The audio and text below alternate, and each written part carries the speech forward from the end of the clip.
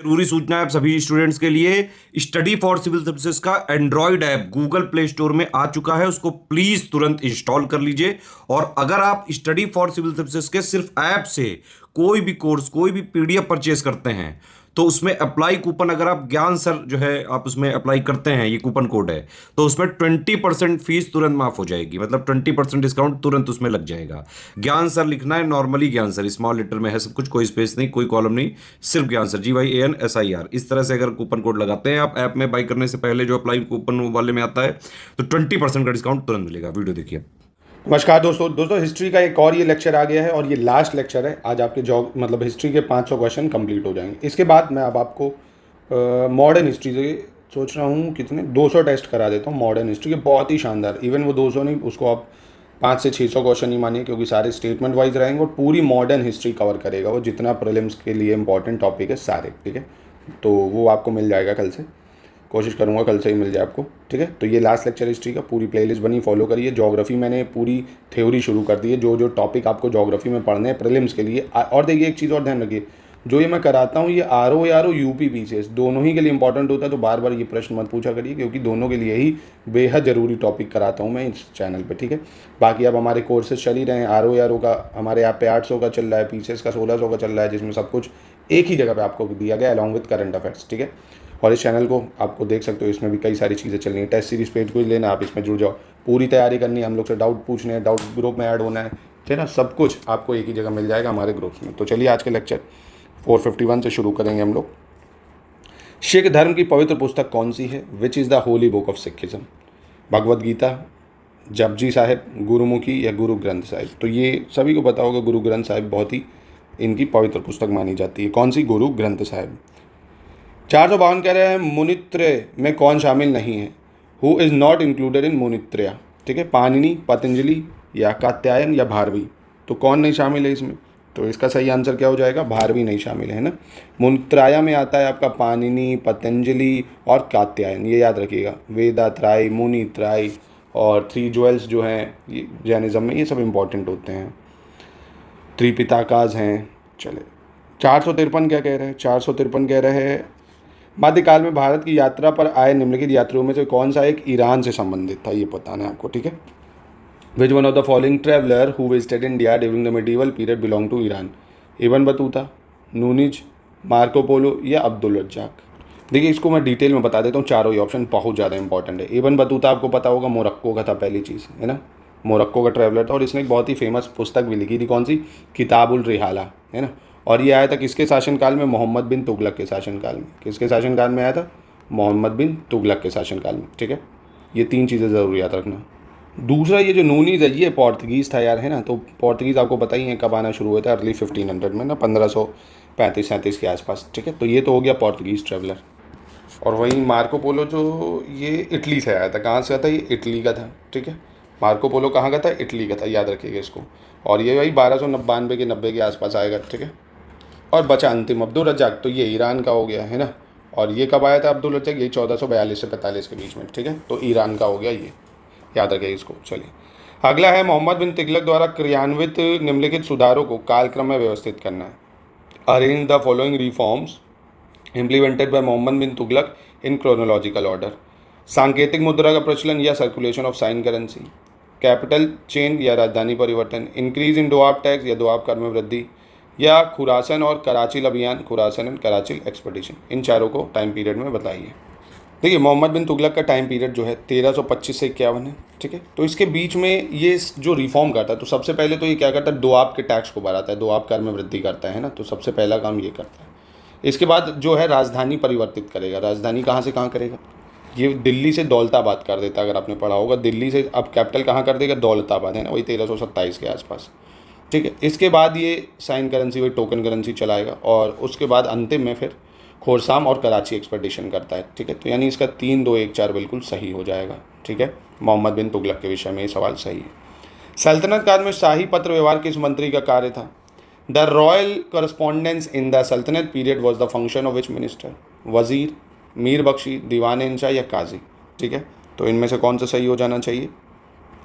तो शाही पत्र व्यवहार ये काम तो दीवान इंशा का रहता था। किसका रहता था? दीवान इंशा का, है ना। वजीर तो अपना वहाँ का प्रधानमंत्री, उनका जो हो जाएगा मुख्य हो जाता था। मीर बख्शी क्या होता था?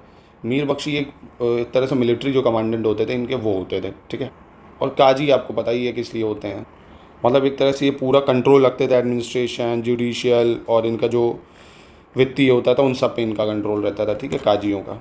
चलिए अगला देख लेते हैं, 456 क्या कह रहा है। निम्नलिखित में से मुगल सम्राट तथा उनके मकबरों से संबंधित कौन सा युग सही सुमेलित नहीं है, ये बताना है आपको, ठीक है।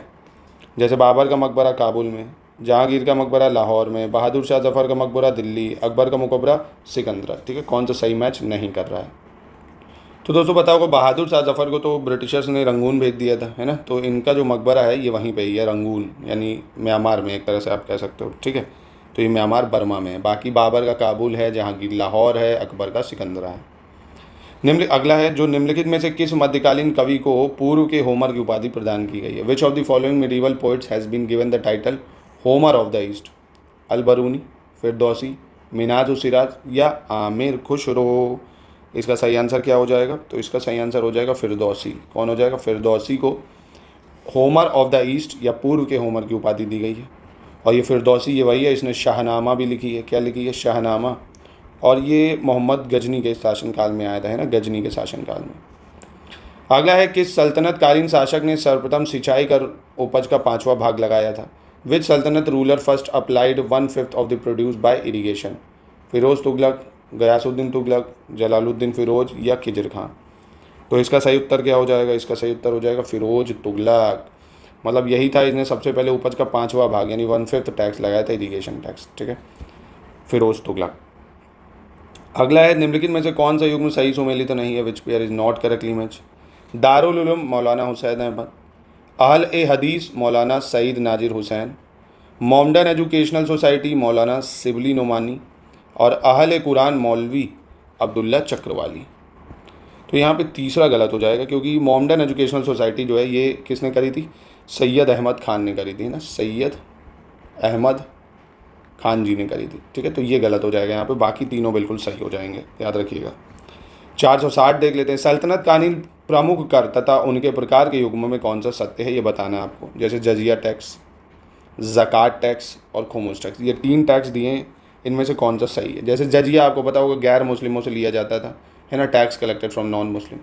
ज़कात मुस्लिमों से लिया जाता था, धार्मिक टैक्स एक तरह से। और वेल्थ टैक्स जो होता था फ्रॉम लूटिंग इन वॉर, है ना, युद्ध में लूटपाट से जो प्राप्त धन होता है उसको खुम्स बोलते थे, है ना, युद्ध में जो प्राप्त होता है लूटपाट से उसे खुम्स। और बाकी ये ज़कात, जजिया, तीनों ही बिल्कुल सही हो जाएगा, कोई गलत इसमें नहीं होगा।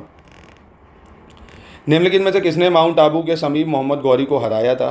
Who among the following defeated Mohammad Ghori near Mount Abu.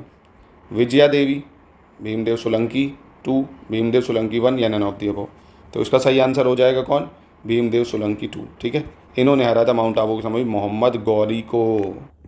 चलिए 462 देख लेते हैं। Who among the following used to write poem in Persian under the surname of Qutub, है ना। कुतुब उपनाम से फारसी में कविताएं कौन लिखता था। सिकंदर लोदी, जैनुल आबदीन, हुसैन शाह शर्की या मोहम्मद खिलजी, ठीक है। तो इसका सही आंसर क्या हो जाएगा? जैनुल आबदीन जो है ये कुतुब सरनाम है, उससे पर्शियन किताबें या पर्शियन पोएम लिखता था, ये आपको याद रखना, डायरेक्ट फैक्चुअल सवाल। निम्नलिखित में से किस कश्मीरी शासक ने सती प्रथा पर रोक लगाई थी। Which of the following Kashmiri ruler band Sati practice. तो शिहाबुद्दीन, सिकंदर, शुहादेव या जैनुल आबदीन। ये क्वेश्चन आ चुका है एग्जाम में, काफ़ी इंपॉर्टेंट भी है ना, 2 से 3 बार आया है और फिर आने के चांसेस हैं। तो जैनुल आबदीन ने ही लगाई थी कश्मीर में सती प्रथा पर बैन, ठीक है। 464 अलाउद्दीन खिलजी के संदर्भ में निम्नलिखित में से कौन सा कथन सही नहीं है। Which of the following statement is not correct about Alauddin Khilji. He made Siri his capital, उसने शीरी को अपनी राजधानी बनाया था। He establish Diwane Mustakhraj department for revenues areas. He establish the department Diwane Arz, है ना, उसने राजस्व बकाये के लिए दीवाने मुस्तखरज विभाग की स्थापना की। उसने दीवाने अर्ज विभाग की स्थापना की। कौन सा सही होगा इसमें से? देखिए, तो यहाँ पे देखिए सही नहीं है पूछ रहा है ना, कौन सा सही नहीं है। तो तीसरा तो आपको पता है तो होगा, दीवाने अर्ज जो है ये गयासुद्दीन बलबन ने बनाया था, है ना, यानी बलबन ने इसको बनाया था। और ये दीवाने अर्ज जो था ये मिलिट्री डिपार्टमेंट था एक तरह से, है ना, सेना का लिए विभाग बनाया था। तो तीसरा गलत हो जाएगा यहाँ, बाकी दोनों सही हो जाएंगे। बलबन के संदर्भ में कौन सा कथन सही है, विच स्टेटमेंट इज करेक्ट, ये बताना है इसमें आपको। उसने सिजदा और पैबोस की शुरुआत की, जिसके अंतर्गत लोग उसके सामने बैठकर सिर झुकाते थे। उसने भारत में नवरोज़ त्यौहार की शुरुआत की। दीवाने अर्श सैन्य विभाग बनाया, ये तो अभी बताया मैंने आपको। इसमें कौन सा सही है? तीनों ही सही है। सिजदा पैबोज शुरू करा, नवरोज़ फेस्टिवल शुरू करा, दीवाने अर्श बनाया, तीनों स्टेटमेंट इसकी बिल्कुल सही हो जाएंगे। 466 कह रहा फिरोज शाह तुगलक ने सर्वाधिक दोषपूर्ण किस सैनिक व्यवस्था का प्रचलन किया है? Which military system was practised by Firoz Shah Tughlaq the most? The military organisation of empire was based on the jagir system. The permanent soldiers were given jagirs in lieu of pay. Military rules were loosen और hereditary practice in the army. मतलब साम्राज्य का सैन्य संगठन जागीर प्रथा पर आधारित था। स्थायी सैनिकों को वेतन के स्थान पर जागीरें प्रदान की गई। सैनिक नियम ढीले कर दिए गए और सेना में वंशानुगत प्रथा कर दी गई। ठीक है, कौन सा सबसे दोषपूर्ण था? इसका सही आंसर होना चाहिए आपका यही कि सेना में वंशानुगत प्रथा कर दी गई। हेरिडेटरी प्रैक्टिस जो करी गई है ना, उसको सेना में कि तुम मतलब आपके पिता सेना में है तो उनके ही बेटे होंगे, पब्लिक को नहीं लिया जाएगा। तो ये मिलिट्री सिस्टम जो था सबसे ज़्यादा प्रैक्टिस हुआ है।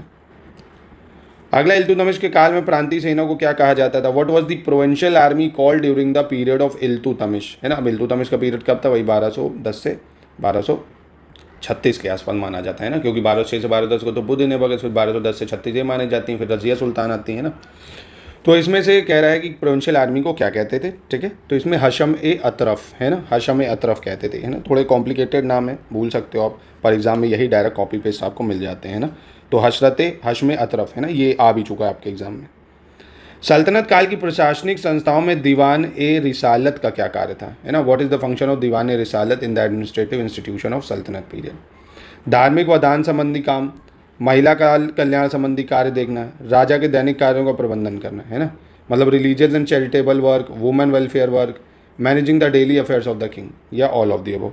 तो इसका सही आंसर क्या हो जाएगा? रिलीजियस एंड चैरिटेबल वर्क, या धार्मिक एवं दान संबंधी जो कार्य है ये देखता था दीवाने रिसालत। ठीक है, अगला है, हड़प्पा सभ्यता के सबसे दक्षिणी स्थल का चयन करना है। Select the southernmost site of Harappan civilisation. Sutkagendor, Alamgirpur, Manda या दैमाबाद। ठीक है, देखिए आलमगिर जो आपका आलमगिरीपुर है ये तो उत्तर प्रदेश में आपको पता होगा, और सुतकेंदौर ये आपका कहाँ पे पड़ता है? ये आपने देखा होगा पाकिस्तान में, जो बलूचिस्तान प्रोविंस है, ईरान के बॉर्डर यहाँ पे पड़ती है। इससे भी नीचे एक और है, वो है दैमाबाद, जो कि महाराष्ट्र में आ जाएगी। दो और नीचे भैया, मांडा तो जम्मू कश्मीर में है ना। तो इसका आंसर सही दैमाबाद होना चाहिए। ठीक है, तो इस तरह से प्रश्न पूछे जाते हैं, लगाने के लिए आपको आने चाहिए। अगला है, सेलेक्ट द इनकरेक्ट ऑप्शन, इसमें से गलत बताना है कौन सा है। कालीबंगा से बैल की ताम्र मूर्ति की प्राप्ति की गई। A copper idol of bull has been obtain from Kalibangan. ठीक, नंबर 1। दूसरा, लोथल से कुत्ते की ताम्र मूर्ति प्राप्त की गई है। Copper statue of dog has been obtain from Lothal. Meluha की पहचान सिंध क्षेत्र से की गई है। Meluha has been identified from the Sindh region. और दिलमन की पहचान फारस की खाड़ी में स्थित यमन से की गई है। तो पहचान गए होगे आप चौथा, क्योंकि गलत है। दिलमन येमान में नहीं, बहरेन से इसकी करी गई है ना, बहरेन में था ये।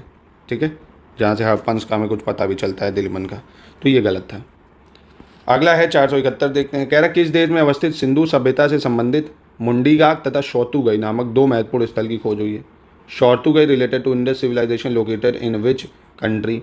पाकिस्तान, म्यांमार, अफगानिस्तान, भूटान। आसान है, बता सकते हो भाई, भूटान तक तो सभ्यता गई नहीं है ना, और म्यांमार तक भी नहीं गई है, पाकिस्तान में थी। तो पाकिस्तान अफगानिस्तान में होगा, पर ये इसका सही बिल्कुल अफगानिस्तान हो जाएगा। ठीक है, शौतुगई कहाँ पे? अफगानिस्तान में। 472 कह रहे निम्नलिखित में से सही विकल्प बताना है कौन सा है। जल भंडारण का जो साक्ष्य है लोथल से प्राप्त होता है। Evidence of water storage has been obtain from Lothal. और हड़प्पा सभ्यता की पहली खगोली जो पर्यवेक्षणशाला है वो धौलावीरा नामक प्राचीन स्थल में है। The first astronomical observatory of the Harappan civilisation has been found from an ancient city called Dholavira. ठीक है, कौन सा सही है? दोनों इसके बिल्कुल सही हो जाएंगे, कोई भी इसमें गलत नहीं होगा। ठीक है, 473 में गलत बताना है कौन सा है। विच स्टेटमेंट इज इनकरेक्ट, ये बताना है कौन सा गलत हो। तो मोहनजोदाड़ो के विशाल स्नानागार की खोज आर.डी. बनर्जी ने की थी। The great bath of Mohenjodaro was discovered by RD. Banerjee. सर्वप्रथम भारत पर आर्यों के आक्रमण के सिद्धांत का प्रतिपादन पी चांद ने किया था। आर्यन इन्वेजन थ्योरी का प्रतिपादन किसने किया? पी चांद ने किया। और स्वतंत्रता के बाद भारत के आंध्र प्रदेश राज्य में सबसे अधिक सिंधु पुरातात्विक स्थलों की खोज की गई है। और भिराना हरियाणा में स्थित परिपक्व हड़प्पा संस्कृति का स्थल है। तो यहाँ से आपको साफ पता चला भाई आंध्र प्रदेश में तो कोई है ही नहीं, तो ये गुजरात से हुई है सबसे ज़्यादा, है ना, आज़ादी के बाद गुजरात से। तो आसान प्रश्न था, बाकी सारे सही है। 474 देखते हैं क्या कह रहा है। 474 में कह रहा है उत्तर प्रदेश के किस जिले में स्थित हरहा में पाया गया ईशान वर्मन का हरहा पत्थर शिलालेख मौखरियों के सबसे पुराने और सबसे महत्वपूर्ण अभिलेखों में से एक है। The Haraha stone inscription of Ishana Varman found at Haraha situated in which district in UP is one of the oldest and most important epigraphic records of Maukharis. तो बाराबंकी, मेरठ, सहारनपुर या बदुआन। ठीक है, इसका सही आंसर क्या हो जाएगा? इसका सही हो जाएगा बाराबंकी। ठीक है, बाराबंकी में ये। चलिए 475 देखते हैं। मौर्य काल के बाद सौराष्ट्र के राज्यपाल सुविशाख ने डैश शासक रुद्रदमन के आदेश पर सुदर्शन झील का पुनर्निर्माण किया था। After the Mauryan period Suvishakha the governor of Saurashtra had rebuilt the Sudarshan lake on the orders of dash ruler of Rudradaman, Pallava, Shakas, Pandyas या सातवाहना। तो इसका सही आंसर क्या हो जाएगा? इसका सही आंसर हो जाएगा शाकास। ठीक है, शाकास ने करा था। ठीक है, याद रखिए शाका रूलर था ना रुद्रदमन, जिसने सुदर्शन झील का पुनरुद्धार करा था। इंपॉर्टेंट है ये। जल कर किस राजवंश के शासनकाल के दौरान लागू किया गया था? The water tax had been implemented during the reign of which dynasty? Garhwal dynasty, Parmar dynasty, Rajput dynasty या चालुक्य डायनेस्टी। ठीक है, जो जल कर या वाटर टैक्स है किसने लगाया था ये? तो इसका सही उत्तर होगा गढ़वाल राजवंश है ना, गढ़वाल डायनेस्टी। 477 देख लेते हैं। किस राजवंश के राजाओं द्वारा जारी किए जाने वाले और उनके सचिवों द्वारा दर्ज किए जाने वाले आदेशों को प्राचीन समय में राजश्रावितम कहा जाता था? ठीक है, the order issue by the king of which dynasty and recorded by their secretaries were called राजश्रावितम। ठीक है, Chalukyas king, Rashtrakuta king, Kadamba king या सातवाहना किंग। तो इसका सही आंसर हो जाएगा आपका राष्ट्रकूट राजा या राष्ट्रकूट किंग। ठीक है, 478 है। पाल, राष्ट्रकूट और डैश के बीच त्रिपक्षीय संघर्ष जारी रहा और बिहार व आधुनिक पूर्वी उत्तर प्रदेश के क्षेत्र उनके बीच विवाद की जड़ बने रहे थे, है ना। तो ये कौन सा है? The tripartite struggle between Palas, Rashtrakuta and the dash continued and the reign of Bihar and modern eastern UP remain bone of contention between them. तो आसान प्रश्न है ये, क्योंकि राष्ट्रकूट, पाला और प्रतिहारा के बीच में संघर्ष चल रहा था। ठीक है, चलिए अगला प्रश्न देखते हैं। चलिए अगला देखते हैं। चोल प्रशासन के दौरान सभा को किस अन्य नाम से पुकारा जाता था? By which other name the sabha was called during the Chola administration? ठीक है, तो सभा को और किस नाम से जानते थे? पेरुंगुरी, पेरुमक्कल, महाजन या वॉरियर। तो इसका सही आंसर क्या है? इसका सही आंसर है पेरुंगुरी। क्या है? पेरुंगुरी। ठीक है, चलिए 480 देखते हैं क्या कह रहा है। एक सेकेंड। निम्नलिखित में से कौन सा शिलालेख कनिष्क द्वारा जारी किया गया अंतिम शिलालेख था जो उसने अपने राज्याभिषेक के 23वें वर्ष में जारी किया था? Which of the following inscription was the last inscription issue by Kanishka which he issued 23rd year of his coronation? Sarnath inscription, Kaushambi, Sanchi या मथुरा। तो इसका सही आंसर है मथुरा इंस्क्रिप्शन। कौन सा है? मथुरा इंस्क्रिप्शन। ठीक है, चलिए अगला देखते हैं। किस शासक के संरक्षण में उसके वजीर मियाँ भुआ ने संस्कृत भाषा में लिखे गए औषधि शास्त्र के एक ग्रंथ का तिब्बत सिकंदरी या फरंगे सिकंदरी नाम से फारसी भाषा में अनुवाद किया था? ठीक है, under the patronage of which ruler his वजीर Mian Bhuan had translated a text of pharmacology written in Sanskrit language by the name of Tibbat Sikandari और Farange Sikandari into Persian language. ठीक है, तो ये आपके ऑप्शन है। किसने करा था इसको? सिकंदर लोदी ने करा था इसको। ठीक है, सिकंदर लोदी। मेडिवल हिस्ट्री के प्रश्न थोड़े से टफ लग रहे होंगे आपको, पर यार क्या ही कर सकते हो, इसका रट्टा मारना पड़ेगा आपको, है ना, एग्जाम में पूछ लेता है। 482 है। निम्नलिखित में से गलत बताना है कौन सा भाई? Select the incorrect option. तो 11वीं शताब्दी में अलबरूनी ने पतंजलि के योग सूत्र का अरबी भाषा में अनुवाद किया था। इन 11th century Al-Biruni had translated Patanjali योग सूत्रास इनटू अरबिक लैंग्वेज। और औरंगजेब का जो मकबरा है भारत में निर्मित पहली इमारत थी जिसमें दोहरे गुंबद का प्रयोग किया गया था। तो यहाँ पे देखिए दूसरा ऑप्शन गलत है। क्यों? क्योंकि जो दोहरे गुंबद का प्रयोग है वो हुमायूं के मकबरे में करा गया था, है ना, सबसे पहले किसके? हुमायूं के मकबरे में, और ये दिल्ली में है हुमायूं का मकबरा। औरंगजेब का मकबरा कहाँ है अगर पूछ लूँ मैं आपसे? तो औरंगाबाद में, महाराष्ट्र में है। ठीक है, तो यहाँ सिर्फ पहला से। चलिए 483 देखते हैं। कह रहे निम्नलिखित में से किसने दिल्ली को न केवल भारत में तुर्की साम्राज्य का राजनीतिक और प्रशासनिक केंद्र बनाया था बल्कि अपनी सांस्कृतिक गतिविधियों का भी केंद्र बना दिया था? Who among the following had made Delhi not only political and administrative center of Turkish Empire in India, but also the center of cultural activity? तो औरंगजेब, शाहजहां, जहांगीर या इल्तुतमिश। इसका सही उत्तर क्या है? तो इसका सही उत्तर हो जाएगा आपका इल्तुतमिश। ठीक है, याद रखिएगा इसको। चलिए 484 देख लेते हैं क्या कह रहा है। इब्न बतूता ने अपने इब्न बतूता ने अपने देश मोरक्को वापस जाने के बाद रेहाला नाम से अपनी यात्रा वृत्तांत लिखा है और उसने किस शासक के शासन के क्षेत्र को हिंद और सिंध शब्द से संबोधित किया था। After the returning of his country Morocco, traveller Ibn Battuta wrote his traveler under the name Rihala, and he addressed the area of rule of which ruler with the words Hind and Sindh. Muhammad bin Tughlaq, Alauddin Khilji, Balban या इल्तुतमिश। ठीक है, तो इसका सही answer क्या हो जाएगा? तो इसका हो जाएगा मोहम्मद बिन तुगलक। भाई जिसके शासनकाल में है उसी का तो बताएगा। ठीक है, तो ये हो जाएगा। अगला है, मुझे नहीं मालूम क्या कानूनी है क्या गैर कानूनी है, मैं राज्य की आवश्यकता के अनुसार कानून बनाता हूँ। ये कथन किसका है भैया? है ना। I don't know what is legal, what is illegal. I make law as per the requirement of the state. Who said this? तो ये बहुत ही फेमस कथन है अलाउद्दीन खिलजी का, है ना। पूछ चुका है एग्जाम में आर ओ के 2016 के पेपर में शायद, तो इसको लर्न कर लेना इंपॉर्टेंट है। अब इसमें आपको गलत बताना है कौन सा गलत है। ठीक है, कौन सा गलत होगा? मोहम्मद गजनवी ने गाजी की उपाधि धारण की थी, और गयासुद्दीन तुगलक दिल्ली सल्तनत का पहला सुल्तान था जिसने अपने नाम के आगे गाजी जोड़ा था। 1451 ईस्वी में बहलोल लोदी ने गाजी की उपाधि धारण की थी, और चौसा के युद्ध के पश्चात बाबर ने गाजी की उपाधि धारण की थी। ठीक है, Mahmud Ghazni assume title of Ghazni, Ghiyasuddin Tughlaq was the first sultan of Delhi who added Ghazi before his name. 1451 Bahlol Lodi assume title of Gauji. After the battle of Chausa Babur had assume title of Ghazi. तो आसान है, यहाँ चौथा स्टेटमेंट गलत हो जाएगा। बाबर ने जो गाजी की उपाधि, वो खानवा का जो युद्ध हुआ था, है ना, खानवा की बैटल 1527 में, उसके बाद से इसने गाजी की उपाधि धारण की थी, है ना। तो ये गलत है, बाकी तीनों बिल्कुल सही हो जाएंगे। 487 देखते हैं, चलिए। सेलेक्ट द इनकरेक्ट, इनमें से गलत का बताना है जजिया कर के बारे में कौन सा गलत है। ठीक है, तो सबसे पहले कह रहे सर्वप्रथम मोहम्मद बिन कासिम ने सिंध के देवल में जजिया कर लागू किया था। सर्वप्रथम फिरोज तुगलक ने जजिया कर को खरज कर से निकाल कर एक पृथक कर बनाया था।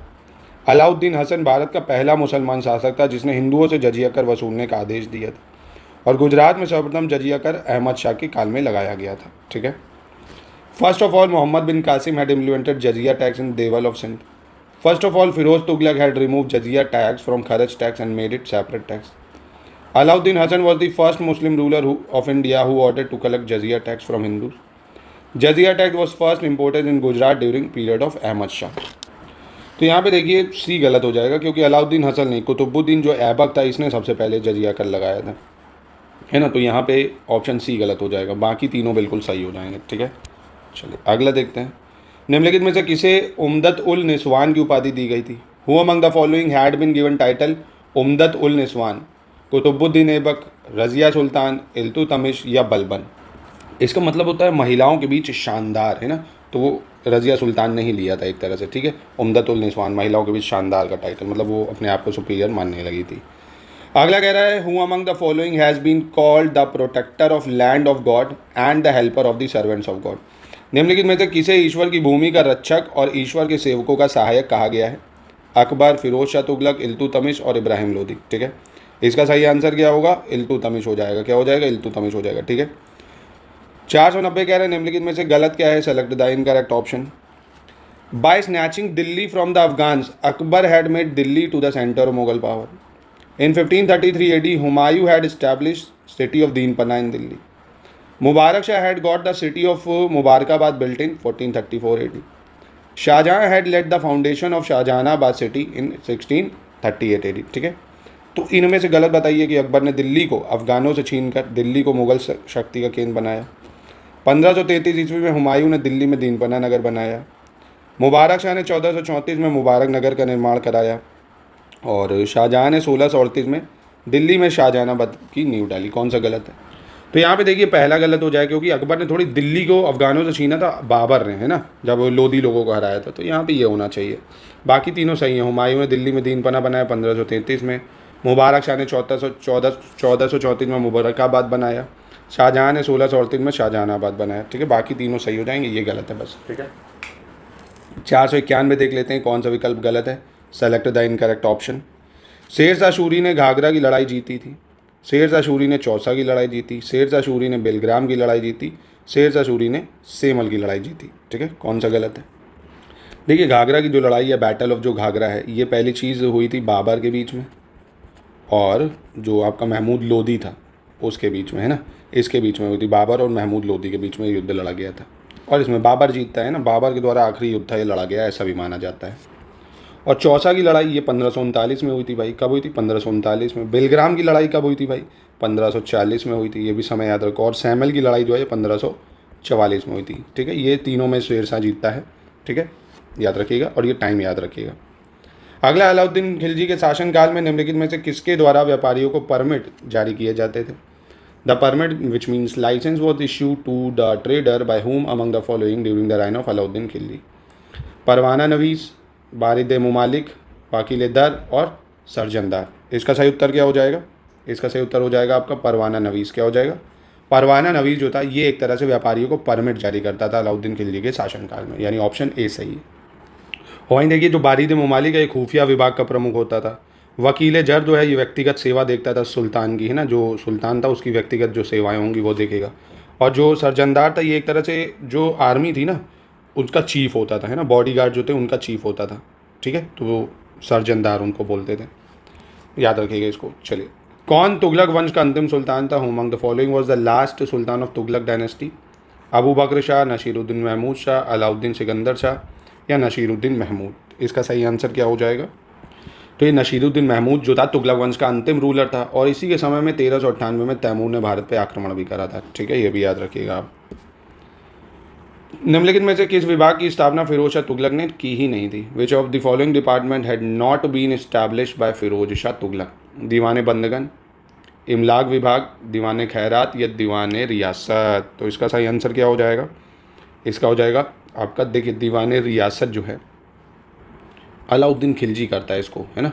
अलाउद्दीन खिलजी दीवाने रियासत बनाता है, मार्केट कंट्रोल, बाजार में मूल्य नियंत्रण वगैरह के लिए बनाता है। ठीक है, बाकी दीवाने बंदगन, इमलाक विभाग, खैरात ये सब फिरोज शाह तुगलक बनाता है। ठीक है, अब इसमें से आपको बताना सही विकल्प का चयन करना, कौन सा विकल्प सही होगा। संगम राजवंश के संस्थापक वीर नरसिंह, सालू राजवंश के संस्थापक हरिहर बूका, टुलु वंश के संस्थापक नरसिंह, अराविदु राजवंश के संस्थापक तिरुमल। ठीक है, कौन सा सही है पढ़िए एक बार। तो देखिए, यहाँ पे जो सही है वो है आपका ऑप्शन डी। एक second, founder of Aravidu dynasty Tirumala. ठीक है, तिरुमल जो था अराविडु राजवंश का संस्थापक था, तो ये तो आपका सही हो जाएगा। ठीक है, और तुलु राजवंश का जो संस्थापक था वो तुलुआ नारसा, कौन था? तुलुआ नारसा नायका। तुलुआ नारसा नायका ये तुलु वंश के संस्थापक थे। ठीक है, और आपका जो शुलु वंश है, शालू वंश जिसको बोलते हैं, इसके फाउंडर थे देवराया। कौन थे? देवराया। और संगम राजवंश के हरिहर और बूका, है ना, संगम राजवंश के हरिहर और बूका, याद रखिएगा इसको। मतलब वही जो विजयनगर एम्पायर होता है ना उसकी पहली जो डायनेस्टी होती है संगम डायनेस्टी, फर्स्ट होती है उनकी 4 डायनेस्टी में विजयनगर एम्पायर की, इसके फाउंडर जो होते हैं हरिहर और बूका होते हैं। ठीक है, चलिए अगला, किस शासक का शासनकाल सबसे छोटा रहा है? अकबर का, जहांगीर का, शाहजहां का, औरंगजेब? तो ये तो तभी बता पाओगे ना जब इनका टेन्योर आपको याद होगा। तो आप देख सकते हो इसका दोस्तों, 1556 से 1605 अकबर का टाइम पीरियड है, जहांगीर का 1605 से 27, शाहजहां का 1628 से 58 और आपका औरंगजेब का 1658 से 1707। ठीक है, तो इसका सही आंसर क्या हो गया? 1605 से 27 सिर्फ जहांगीर का शासनकाल जो कि 22 साल का रहता है। 497 देखते हैं, भारत में किसका मकबरा स्थित नहीं है? Whose tomb is not situated in India? है ना, Humayun tomb, Jahangir tomb, Aurangzeb tomb और अकबर टॉम्ब। ठीक है, इसमें से किसका भारत में नहीं है? तो देखिए दोस्तों, हुमायूं का मकबरा ये दिल्ली में है, जहांगीर का लाहौर में है, तो यही आंसर हो गया, जहांगीर का मकबरा भारत में नहीं है। औरंगजेब का महाराष्ट्र औरंगाबाद में, अकबर का आगरा में है, सिकंदरा में। ठीक है, तो ऑप्शन इसका बी हो जाएगा। याद रखिएगा, ये भी पूछ सकता है आपसे। निम्नलिखित में से किसको फूलों से विशेष लगाव था? उसी के संकेत पर कवि मातीराम ने गुले अफसा नामक शाही उद्यान की प्रशंसा में फूल मंजरी की रचना की थी। Who among the following had a special attachment to flowers on his signals? Poet Matiram had composed Phool Manjari in praise of royal garden name Gul e अफसा। Humayun, Jahangir, Sher Shah या शाहजहां? तो इसका सही आंसर है आपका जहांगीर, है ना। फूलों से बहुत ज़्यादा इसको क्या था, मतलब लगाव था इसको, जहांगीर को। प्रथम डच कारखाना कहाँ स्थापित किया गया था? Where was the first Dutch factory establish? Surat, Vimlipatam, Masulipatam या पिपली? तो 1605 ईस्वी में पहली डच फैक्ट्री लगी थी आपकी, 1605 में मसूलीपट्टम में। कहाँ पे लगी थी? मसूलीपट्टम में। ठीक है, चलिए अंतिम प्रश्न, 1601 से 1612 ईस्वी तक ब्रिटिश ईस्ट इंडिया कंपनी के मुनाफे की दर कितने प्रतिशत प्रतिवर्ष हो गई थी? है ना, 1601 से 1612 में ईस्ट इंडिया कंपनी कितना कमा रही थी? 15, 20, 25 या 30% मुनाफा। तो ये कमा रही थी 20% प्रॉफिट। कितना? 20% प्रॉफिट। ठीक है, डायरेक्ट डाटा याद रखना पड़ेगा। तो यहीं पे करते हैं इस वीडियो की समाप्ति। मिलते हैं दोस्तों नेक्स्ट वीडियो में। अब मैं आपको देखिए एक ज्योग्राफी कराई रहा हूँ, इसके बाद अब हम लोग साइंस पढ़ना भी शुरू करेंगे, मोस्ट इंपॉर्टेंट। तो इसके बाद मैं आपको कराऊंगा मोस्ट इंपॉर्टेंट जो साइंस के क्वेश्चन होंगे, है ना। साइंस की पूरी मैं आपको लिस्टिंग करा दूंगा, जिससे आपको 20 से 25 सवाल डायरेक्ट उसी लिस्टिंग से आते दिखेंगे, ठीक है। तो इतना अगर आप कर ले जाएंगे, मेरी बात ध्यान से सुनिए। एक ज्योग्राफी हो गई आपकी, ठीक है, ये मैं करा ही रहा हूँ आपको। ज्योग्राफी के 500 MCQ करा दिए, उसकी प्रैक्टिस आप कर लीजिएगा। फिर अब मैं साइंस के मैंने आपको 500 MCQ वो पूरे दे चुका हूँ, PYQ मैं दे रहा हूँ आपको, ठीक है। और अब मैं आपको मोस्ट इंपॉर्टेंट जो लिस्टिंग होगी वो दे दूंगा साथ में, ठीक है। और इसको कर लीजिए, बाकी मिलते हैं नेक्स्ट वीडियो में। ये पूरा अच्छे से रिवीजन कर लीजिए। ये आज का लेक्चर पूरा खत्म हो गया, इसमें पूरे 500 MCQ की प्ले लिस्ट है, अच्छे से इसको फॉलो करिए, ठीक है।